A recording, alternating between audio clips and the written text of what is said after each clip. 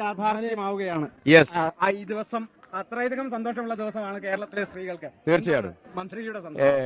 കൽപ്പറ്റ ഡിപ്പോയിലെ 49 ബസ്സുകളിൽ സർവീസസിൽ 42 സർവീസും ഈ പദ്ധതിയിൽ വരുന്നു.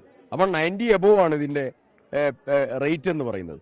മാത്രമല്ല കേരളത്തിലെ സ്ത്രീകളുടെ കയ്യിലേക്ക് 800 കോടി രൂപ കൊടുക്കുന്ന ഒരു പദ്ധതിയാണ്.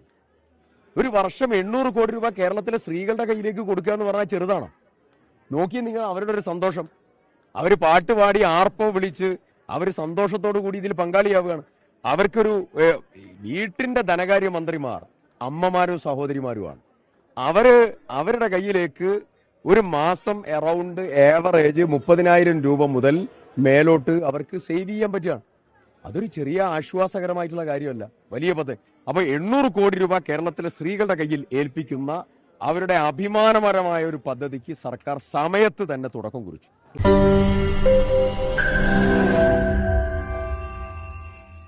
ലോകത്തെവിടെയായാലും ഏത് സമയത്തും 24 വാർത്തകളും ഓഗ്മെന്റഡ് റിയാലിറ്റി പാക്കേജുകളും എക്സ്പ്ലെയിനറുകളും വിശദമായി കാണാൻ ഞങ്ങളുടെ യൂട്യൂബ് ചാനൽ നിങ്ങൾക്ക് സബ്സ്ക്രൈബ് ചെയ്യാം.